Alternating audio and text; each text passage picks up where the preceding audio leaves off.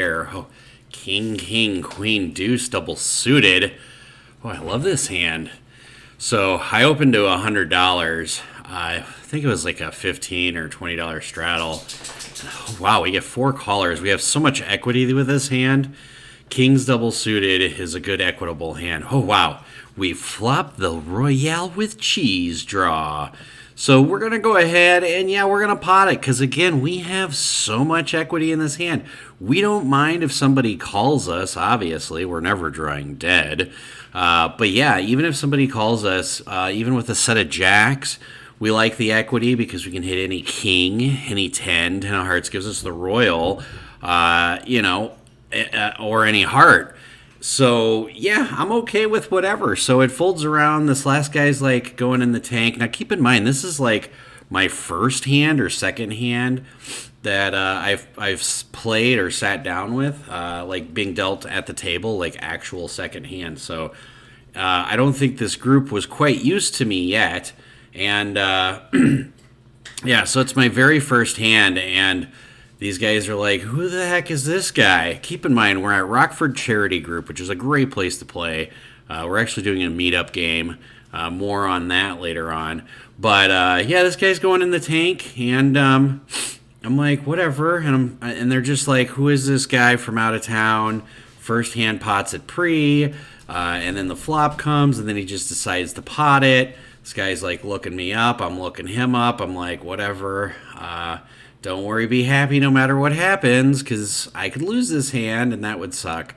But, so the guy continues to tank, and eventually he makes the right decision, and he lays it down, so we win one. So we feel pretty good. So let's take a look at this hand right here. So here I am in the hijack. I make it $90. Straddles on. Great thing about the Rockford Charity Group, those guys straddle a lot. It's a 5-5 game. You can straddle all the way up to $20, and these guys really like calling to see flops. So when you have a great hand like ace, ace, queen, 9 double suited, you don't mind getting all the callers in the world. So the guy to my right, I'm like, hey man, can you bring this in for me? And I show it to him, and he looks down and he nods his head like, yep, I'm gonna bring it in. He's one of the greatest sweaters of all time. So in any case, the board comes 10 of diamonds, jack of diamonds, 3 of spades. The guy to my right already knows what's going on. I know what's going on. I have so much equity in this hand. I still want everybody to call. So because of that, I'm going to value bet it. So I bet half pot, or just about half pot, $180. I want everybody to call. I want somebody to raise all in. I don't care. So the button goes ahead and calls, and then the small blind decides to look us up. And I'm loving this. And then the turn comes the 4 of diamonds, and here I am going, oh yeah, I have the nuts. Now all I'm trying to do is get as much money as I can in the pot. So the guy to my left has about $300 in front of his stack, and then the other guy's got $600. So I just bet $900. I'm like, this is going to cover both my opponents.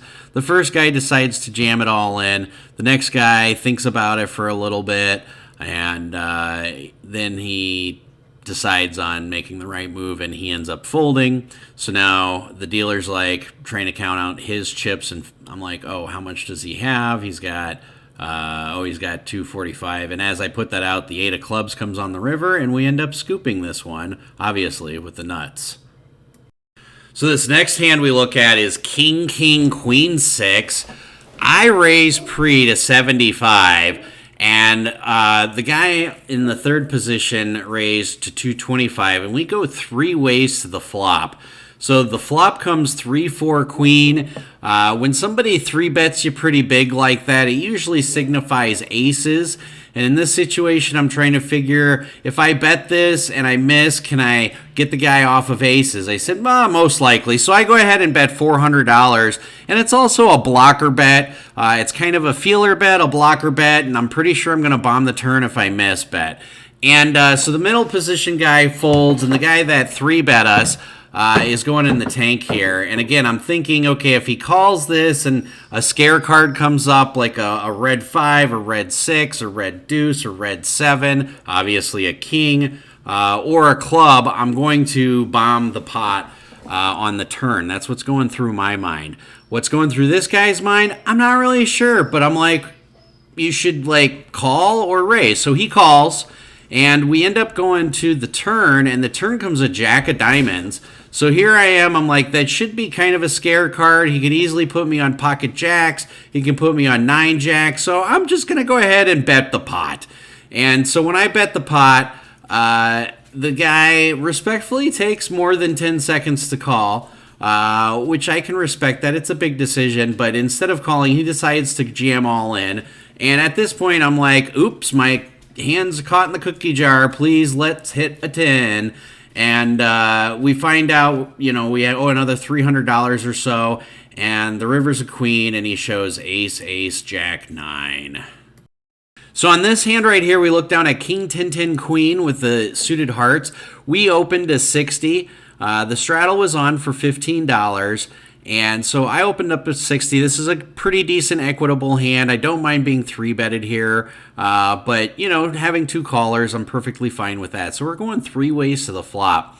Now, when the flop comes Jack, Queen, 3 with 2 clubs, what some people will tell you is check in this position. There's nothing wrong with that. I don't mind betting in this position either. I prefer to bet so you can kind of find out where you're at. So I lead out for $80. I do have an open-ended straight draw. I have top set blocker. I do have a club blocker with the king of clubs.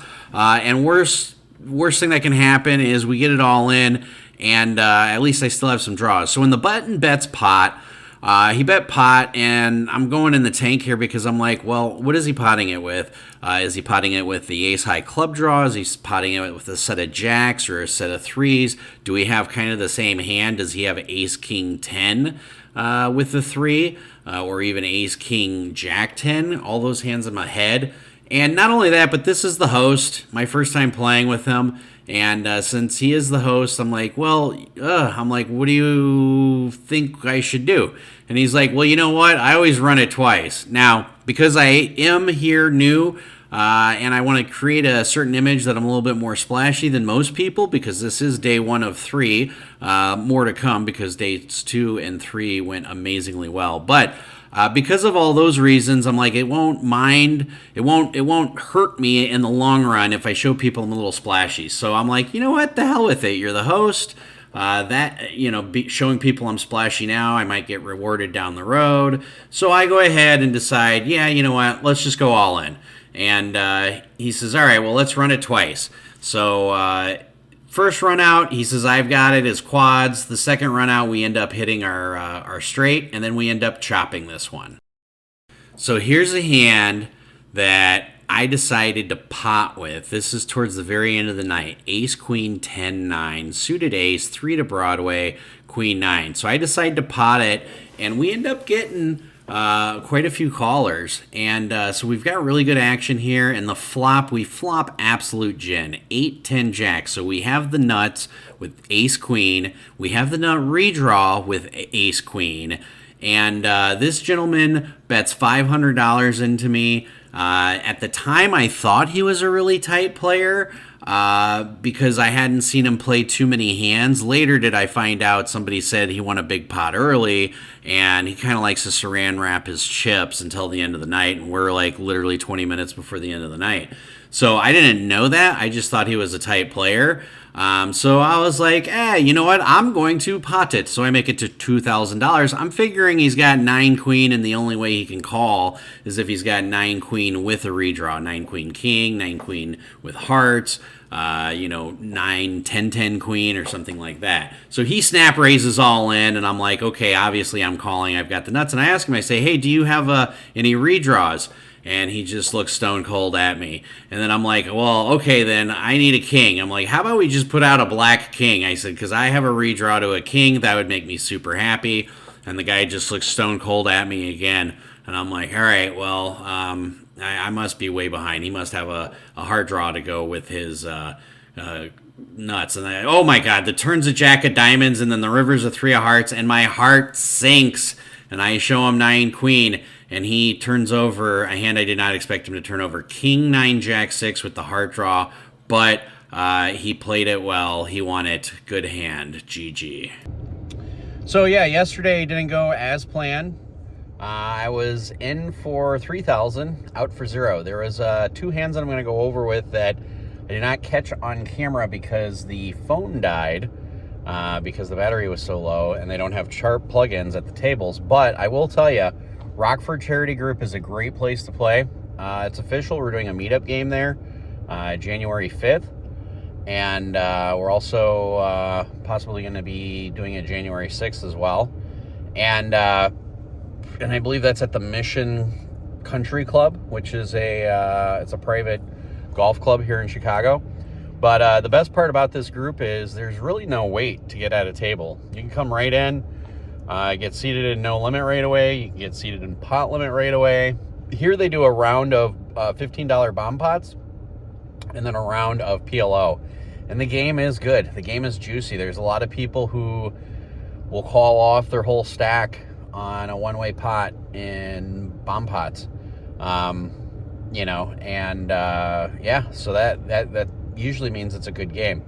And there's two hands that I had last night where the phone died that I didn't cover. The first one, 6, 9, 10 queen double suited. This is about an orbit after I lost that king, king, queen 6 versus ace, ace, 9 jack hand for, I think that was a $5,500 pot or something like that. But in any case, maybe it was like a 5K pot. But yeah, after that, I was back down to even, up 200. So this is probably a full orbit after that hand, because when I lose a big pot like that, it's important that you just don't immediately like go on tilt. Some of you might say 6, 9, 10 queen double suited is a tilt raising hand. Maybe. I was in the hijack, bunch of limpers, $20 straddle on the button. I make it 150 pre. We get 5 callers. So the action here is great, because to go from 20 to 150 to get 5 callers is ridiculous. Well, the flop comes the 3 of diamonds, the 4 of clubs, and the jack of spades. Checks to me. I go ahead and check. The button's behind me. The button decides to check. Turn is a 9, offsuit 9, complete badoogie. So there's no flush draws out there whatsoever. Well, it checks to me twice. And you guys know how I feel about the button principle, so I'm just like, you know what? I'm just going to blast it. If somebody's got like 5, 6, 7, they'll call. It's really hard for somebody to call here with one pair, like jack, queen. I can see somebody calling with like 10, queen, king, 10, jack, queen, king, ace, deuce, 5, some kind of wrap. So in some situations, I'm actually ahead with a pair of 9s. I know that sounds crazy. And if I bomb it and bet pot, it's really tough for like even ace, king, jack, 5 to call or something like that. So I bomb it. I bet pot, 920. I get 1 non-believer. And when that happens, I'm thinking, oh boy, I've got a pair. I've got an open-ended straight draw. Hopefully we'll hit something, because now the pot is 2760. And the river is a 10. So does bring in the backdoor straight. We don't have a backdoor straight. We have 10s and 9s. The gentleman checks to me, and I try thinking, what can I bet that he'll call with that I can beat? I mean, at this point, he could have like king, king, jack, X that might call there. Ace, ace, jack, X that might call there. Another bet on the river, even with one pair holdings, is really hard to call. So when he checks, I actually go in the tank for a minute, because I'm trying to think, will 3-4 call here? Maybe. I mean, that might be one hand that I can get to call. But what if he's just got a random like ace, jack, 3, deuce or something like that, and he's got jacks over 3. So I'm like, you know what? I'll go ahead and check it back. We each had probably another $1,000 effective. Somewhere around there. So I check, and I immediately turn over 9-10, and we scoop. We're good. So we won that one. Yeah, the important thing is when you're grinding, that you just gotta it's like throwing an interception in the NFL, I imagine. I mean, I've never been in the NFL, but I have talked to a few NFL players. You just gotta get back up and throw the ball again. I mean, that's really all you can do. Looking forward to today. Today we have 5,100 limit mixed game. This is a game that is a good bankroll builder. I only brought like 10 grand with me, so I only have 7 grand. I know that seems weird, but the buy-in for this game is typically 2,500, a rack of green. And so I've got enough for 2 bullets. Hopefully it doesn't cut my trip short. That would really suck. But yeah, I'm gonna buy in for 2,500 in the 5,100 game. I don't know if it's a pre-made list, but we'll see. I am going to vlog the 5,100 game. That way, for those of you, especially since I'm covering mixed games anyways, you guys will be able to see, some hands that I go over with, and I'll probably mix those in with some of the instructional videos for, stud 8, Raz, stuff like that. I'm not sure exactly which mixed games they do. I know that they prefer the 5,100 here at Rockford Charity because they can mix in some draw games like Badoogie, Archie, and Deuce to 7 triple draw. So I'm pretty excited about that. And yeah, I've been actually practicing quite a bit on mixed games. So I feel like it's my strong suit, just like Omaha, but we'll see. I mean, hopefully I don't buy in twice, fire 2 bullets, and piss away 5 grand. My goal is to get the 3 grand back, and plus another 1 or 2K. So that way I can go into day 3 positive. But yeah, when that happens at the very end of the night, like almost last hand, man, tell you what, it takes the wind right out of your sails. Sometimes being a poker player is amazing. Sometimes it really sucks. When you play really good poker, amazing poker, you have like maybe one hand that you probably shouldn't have played that cost you like $1 grand or 2, but then you're still up. And yeah, you're still up like $1,000 by the end of the day, and then you just have a pot where you get it all in and you're ahead and you get a knife in your back. It's like, this is the life of a grinder. So I have some people who say, oh, it must be so glamorous to be a poker player. No, not really. Some people say, I wish I could do that for a living. Sometimes I wish I was swinging a hammer instead, if you know what I mean. So, but in any case, everybody, I'll give you an update. So hopefully the next time you guys see me, I'm in my hotel room and I'm talking about how amazing the 5,100 game was, which of course will be 12, 13 hours from now. So play smart, everybody. Run like a god.